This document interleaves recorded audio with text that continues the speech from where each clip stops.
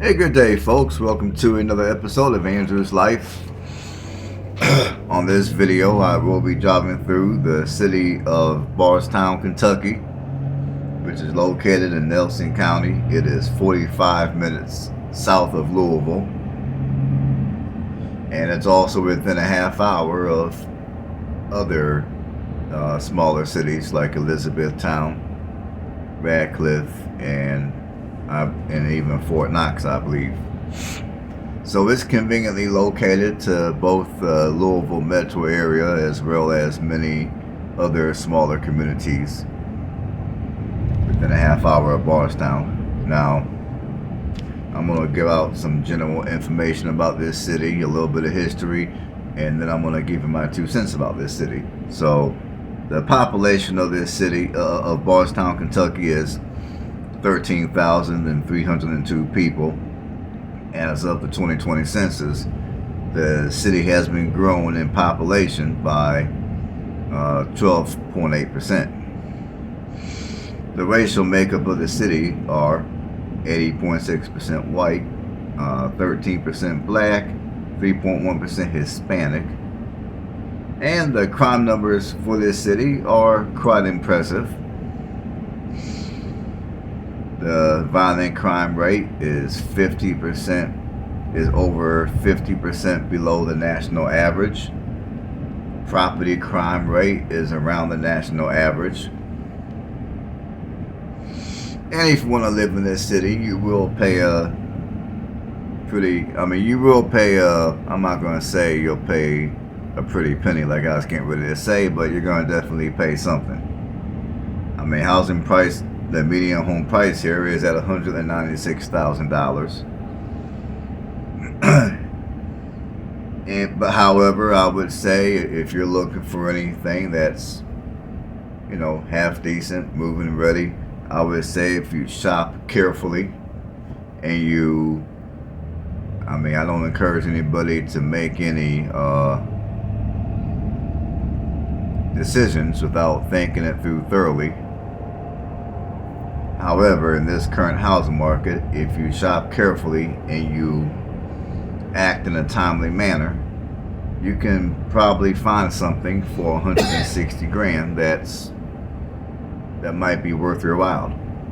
Now, if you're looking just to rent, however, rent prices are going to go from $487 to $1,042 a month. Those are your median rent prices. And as you guys are getting ready to find out, this city has a very strong history and connection to the bourbon industry. In fact, this city has among the largest bourbon industry in the United States, I believe. Bourbon whiskey is a major industry in the city. And as far as it goes for some jobs, there are a few jobs to be had in this city. In the event that you don't feel like driving to Louisville or even to Elizabethtown for work, you can work at the American Fuji Seals company. They manufacture labels for containers. You got Heaven Hills Brands, which is the largest family-owned bourbon distillery, and I'm going to assume largest within the United States. You can also work for Newcomb Oil Company, which is basically a fuel and food supplier for stores and maybe some gas stations and companies like that. And of course, if you're in the medical field, you can always go check out St. Joseph's, and I'm pretty sure Bardstown has clinics and nursing homes and all that other type of stuff for those of you that are in the medical field. And as far as things to do, you're going to find out that much of what's to do in this city is going to relate to is going to have something to do with bourbon industry in this area. You can visit the Willet Distilling Company and the Lux Road Distilling Company.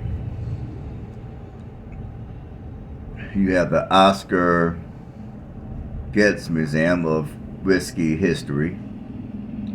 You have the Old Bardstown Civil War Museum, which is probably the only activity on this list that doesn't have anything to do with bourbon. You can visit the Preservatin Distillery. You got the Spalding Hall, which is basically a museum of bourbon history. You got the Fine Arts Bardstown Society. So if you're into art, you can go check out that museum. I'm pretty sure there's going to be a thing or two that discusses or shows bourbon in some way in that museum. I've never been there before. And there's also the historic Cobblestone Path, which is by the Bardstown Military Museum. And as far as a little bit of history about the city, I mean, Bardstown is the second oldest city in the state of Kentucky.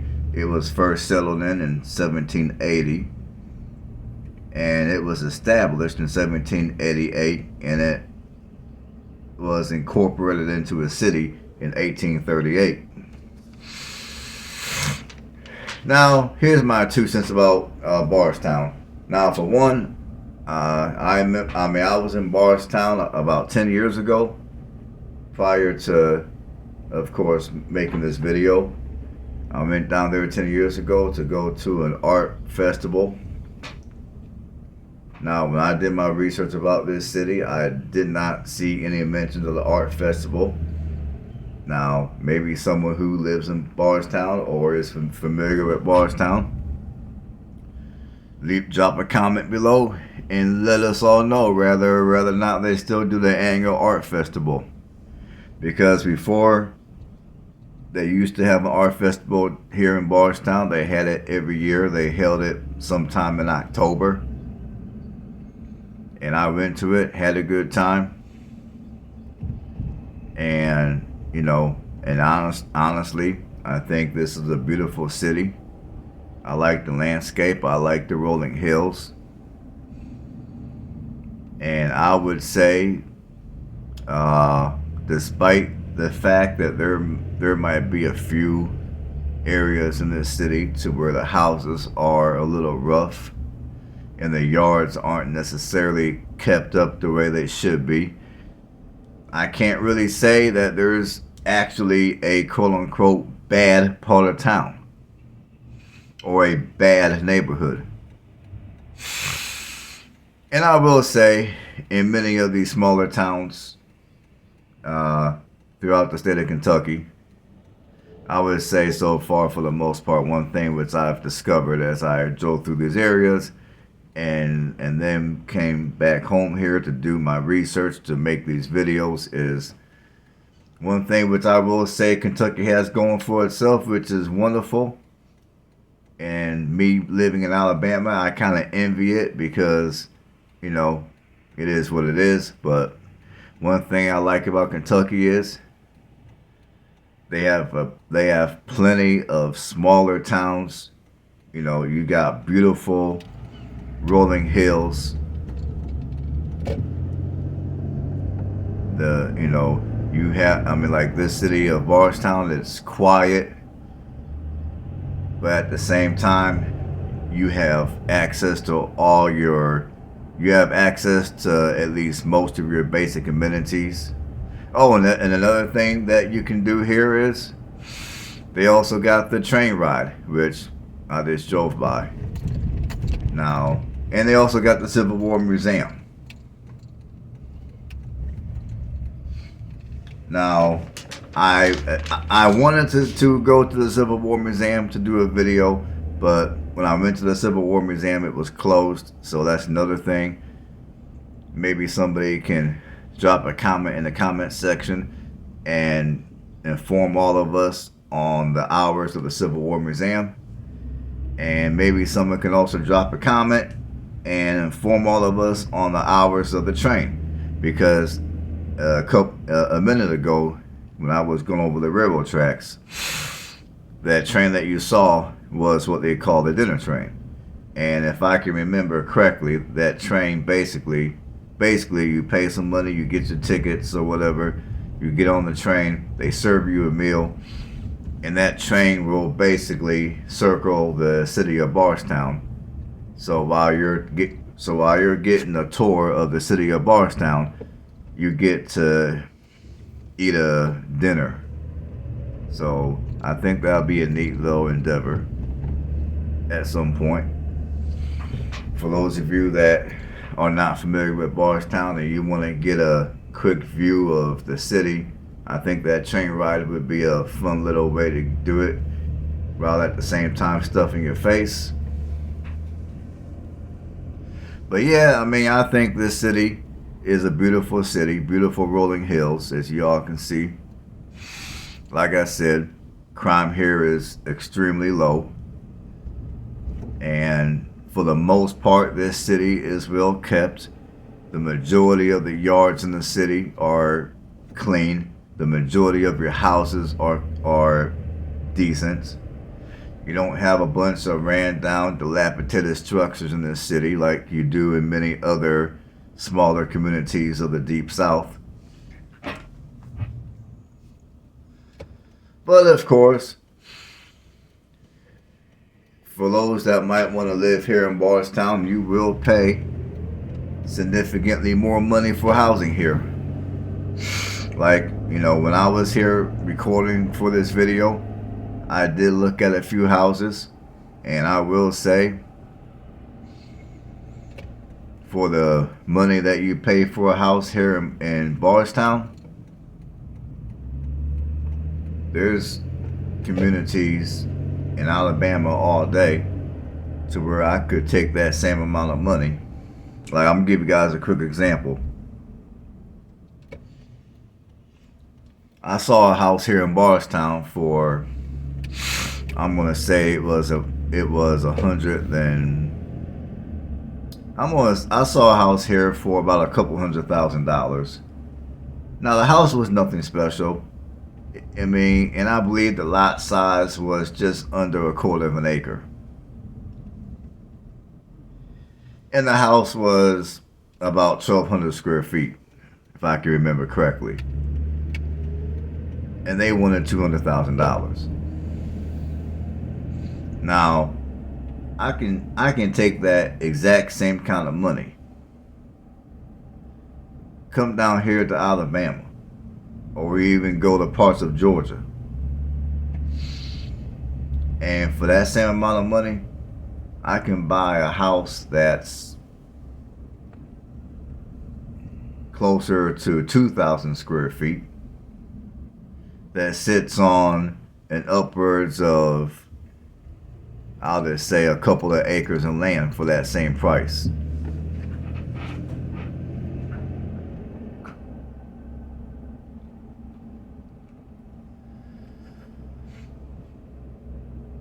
So that's one thing which I continuously think about as I drive through these other states and I do these videos. I mean, like I told you guys a minute ago, I kind of envy some of these smaller Kentucky cities of how nice they are and how the crime is extremely low. And yet you still have all your basic amenities right at your fingertips. As where you come down here to Alabama or you go to certain parts of Georgia,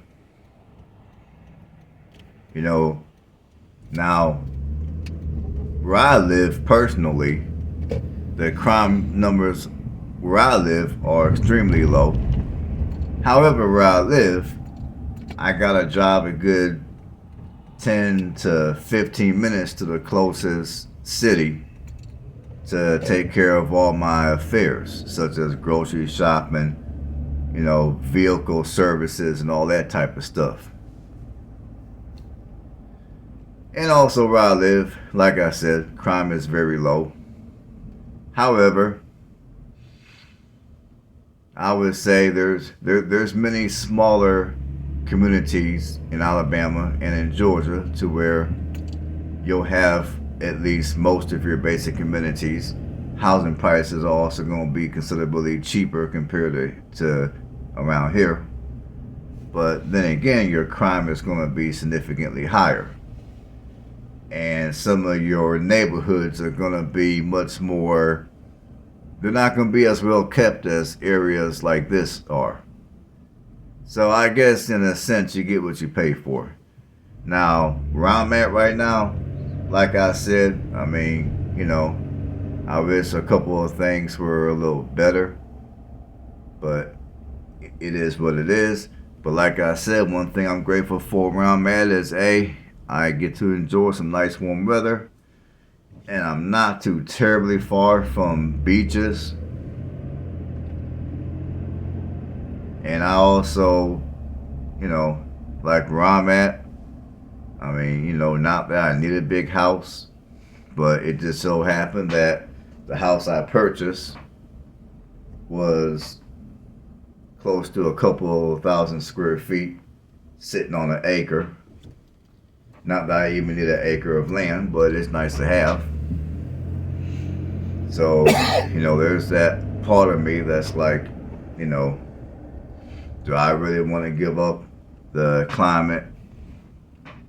Do I really want to give up the geographics of where I'm located? Do I really want to give up my house and my land size to come to an area like this to where A, it's going to be a lot colder, B, I'm going to be a lot further from the ocean and the beaches, and also I'm going to pay a lot more money for my housing.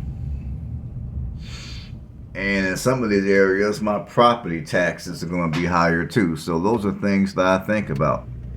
But for those of you that don't have a house yet, you don't own any properties yet, or you're really looking to move somewhere that you feel will be better than where you're currently located, for those of you that might be looking to live in the greater Louisville area, but don't necessarily want to live in the city of Louisville and may not have the money to move to any of the close by suburbs. I mean, Bardstown, Kentucky is not the cheapest option when it comes to living in Kentucky, but it's definitely going to be one of the cheaper options if you're looking to live, within an hour of greater Louisville. I mean, I did a video last night of Radcliffe, Kentucky, and although Radcliffe, Kentucky is a little more affordable compared to Bardstown, I will say if you're looking to live somewhere where you have a slightly more scenic city, I mean, to me, Bardstown is much more. I mean, to me, Bardstown is a beautiful city. I mean, I like the setup of Bardstown better than I like the setup of Radcliffe. Now, Radcliffe is a good place to live too if you're looking to live in this part of Kentucky. But if I were to choose which place to live, I'd rather live in Bardstown than Radcliffe. But whether you want to live in Bardstown or you want to live in Radcliffe, to be quite frank, I think both cities are decent places to live.